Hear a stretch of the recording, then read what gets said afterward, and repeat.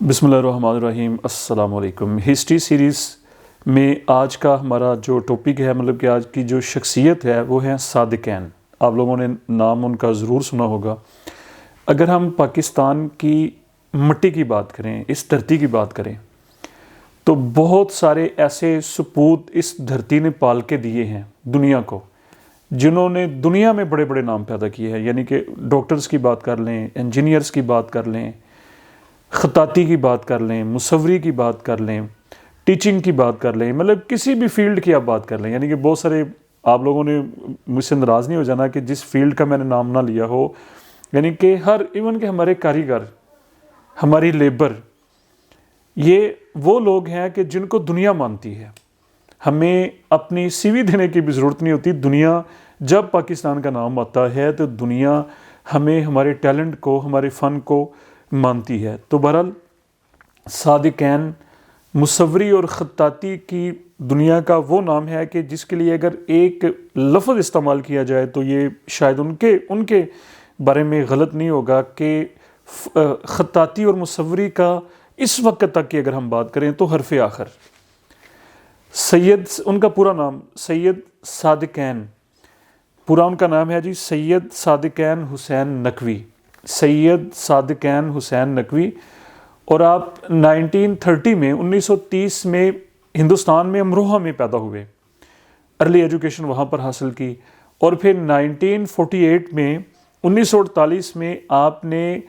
یہ آگرہ یونیورسٹی سے graduation be اے کی ڈگری حاصل کی 1948 میں۔ یعنی کہ اس وقت پارٹیشن ہو چکی تھی۔ پارٹیشن کے بعد 1947 کے بعد 1948 کی میں بات کر رہا ہوں، تو انہوں نے آگرہ یونیورسٹی سے گریجویشن کی ڈگری حاصل کی، اور پھر نہ جانے ان کے دل میں کیا آیا کہ انہوں نے ہجرت اختیار کی، مائیگریشن کی وہاں سے، آگرہ سے اپنے آبائی وطن کو چھوڑا اور کراچی میں آ بسے۔ کراچی کو انہوں نے، پاکستان کو انہوں نے یہ شرف بخشا کہ پاکستان میں انہوں نے مستقل سکونت اختیار کی، اور وہ پاکستان کے شہری کی حیثیت سے انہوں نے اپنی آگے زندگی یہاں پر بسر کی۔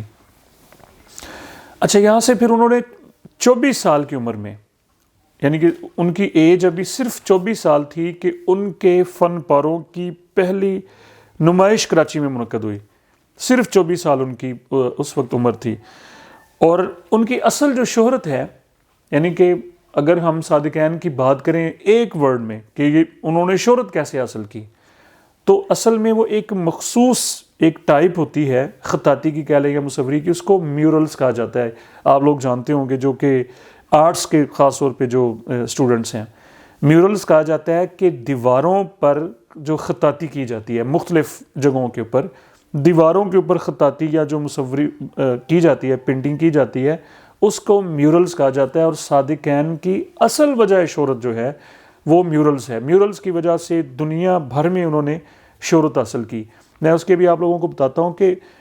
3 جگہوں پر، ایک تو کراچی ایئرپورٹ، اور اس کے بعد اسٹیٹ بینک آف پاکستان کی جو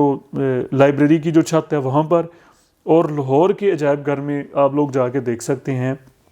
کہ صادقین نے کتنے خوبصورت انداز میں، مطلب کہ اس کے لیے الفاظ نہیں ہے، یہ تو وہی جان سکتے ہیں جو اس فیلڈ سے جن کا تعلق ہے، جو اس فیلڈ کو سمجھتے ہیں۔ عجائب گھر میں آپ جائیں اور وہاں پر آپ کو نظر آئے گا چھت کے اوپر صادقین نے جو اپنا فن وہاں پر بکھیرا ہے، جو جلوے وہاں پر انہوں نے اپنے بکھیرے ہیں، اس کو ہم اپنی آنکھوں سے دیکھ سکتے ہیں۔ تو 1970 میں 1970 میں انہوں نے سورہ رحمان کی آیات کو، اب یہ دیکھیں ذرا، یہاں پر انسان کی عقل محو حیرت ہو جاتی ہے کہ یہ کیا مصورانہ خطاطی، یعنی کہ یہ پہلی دفعہ، یہ ان کی انوویشن تھی ایک لحاظ سے، یعنی کہ کوئی کنسیپٹ نہیں تھا اس سے پہلے 1970 سے پہلے، 1970 سے پہلے، کہ قرآنی آیات کو ان کے میننگز کے اکارڈنگلی انہوں نے ان کو مصورانہ خطاطی میں ڈھالا، اور امر سمجھ لے کہ امر ہو گئے۔ وہ ایک نئی جہت انہوں نے ڈالی، ایک نئی انوویشن تھی، ایک نئی ٹائپ انہوں نے اپنے فن میں ایجاد کی۔ یہ اللہ تعالیٰ کام لیتا ہے، یہ اللہ تعالیٰ کی یہ عطا ہوتی ہے۔ تو انہوں نے جذبات، اور یعنی کہ ان کی اوورال جو کام کی میں بات کر رہا ہوں، ان کا جو کام ہے، انہوں نے انسان کے جو ایموشنز ہیں اور روحانیت، یہ بڑے خوبصورت انداز میں وہ ساتھ لے کے چلے ہیں، جذبات کو، انسانی جذبات کو اور روحانیت کو۔ آخر میں یعنی کہ دیکھیں، صادقین صرف ایک آرٹسٹ نہیں ہے، یعنی کہ وہ فنکار نہیں ہے کہ وہ صرف مصور ہیں یا وہ انہوں نے خطاطی کی دنیا میں اپنا، اصل میں وہ ایک کہہ لیجیے کہ درویش انسان تھے، روحانی شخصیت تھے وہ۔ دیکھیں جب تک انسان اللہ کے ساتھ اس کا رابطہ نہیں ہوتا تو وہ اتنا بڑا کام، اتنی بڑی کریشن، یعنی کہ جس کا پہلے کسی کے ذہن میں کنسیپٹ بھی نہیں ہے، ہم تو کنسیپٹ کے اوپر چلتے ہیں نا کہ اس نے ایسے کیا تو میں بھی ایسے کر لوں، وہ ایسے کر رہا ہے تو میں بھی ایسے کر لوں، ہم تو دیکھ کے چل رہے ہیں۔ تو خود سے کچھ چیز کو، یعنی کہ اس سے پہلے قرآنی آیات کے حوالے سے کہ اس کو ان کے میننگز کے حوالے سے، ان کی جو پس منظر کے حوالے سے، ان کو اس طرح سے کہ دیکھنے والے کو اس کے مطالب سمجھ آ جائیں، اس کے میننگ سمجھ آ جائیں کہ قرآن شریف میں اللہ تعالیٰ ان آیات میں اللہ تعالیٰ کیا ارشاد فرما رہے ہیں۔ تو یہ اللہ سے ریلیشن، اللہ سے تعلق اور اللہ تعالیٰ کی عطا کے بغیر یہ ممکن نہیں۔ اور میں اسٹوڈنٹس کو یہ کہنا چاہتا ہوں کہ ہم جس بھی فیلڈ میں کام کر رہے ہیں کہ جب تک ہم اپنے من میں ڈوب کے پا جا سراغ بندگی، جس طرح سے علامہ اقبال نے کہا کہ جب تک ہم جس فیلڈ میں ہیں اس میں ڈوبیں گے نہیں، اس کو اپنا اوڑھنا بچھونا نہیں بنائیں گے، اس کو اپنی 24 گھنٹے کی جو ہماری جو لائف ہے، جو روٹین ہے، اس میں لے کر نہیں آئیں گے، اس ہماری سوچ میں بھی چل رہا ہو، ہمارے بستر پہ بھی وہ کام چل رہا ہو، تو اس وقت تک ہم مقام حاصل نہیں کر سکتے۔ یہ دیکھیں اللہ تعالیٰ ہم سے تقاضا بھی یہ کرتا ہے، ہم ٹائم کیوں ویسٹ کرتے ہیں؟ ہم جس بھی فیلڈ میں ہیں، جس بھی فیلڈ کو ہم نے چنا ہے، سلیکٹ کیا ہے، ہم پھر اس کے ساتھ مخلص کیوں نہیں ہے؟ یہ صادقین کی زندگی کا میں خلاصہ، صادقین کی زندگی سے موٹیویشن جو ہمارے لیے ہے، میرے لیے ہے، آپ کے لیے ہے کہ جو پیچھے ہم نے ٹائم ویسٹ کر لیا ہے، جو ہم نے پروپر ٹائم اپنے کام کو نہیں دیا، ہم ادھر ادھر بڑھ گئے، وہ ساری چیزوں کو وائنڈ اپ کریں اور اپنے کام کوئی چھوٹا نہیں ہوتا۔ اب سیدھے طریقے سے ایک جوتی پالش کر کے لوگوں نے مقام بنا لیے ہیں،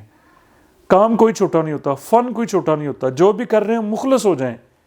پھر اللہ کے ساتھ ہمارا ریلیشن مضبوط کریں، اپنے ریلیشن کو پھر دیکھیں برکت کیسے حاصل ہوتی ہے، اور پھر دیکھیں کہ کیسے اس میں اللہ تعالیٰ اس کو رنگ کیسے لگاتا ہے۔ تو آخر میں مجھے اپنی دعا میں یاد رکھیں۔ بہت شکریہ۔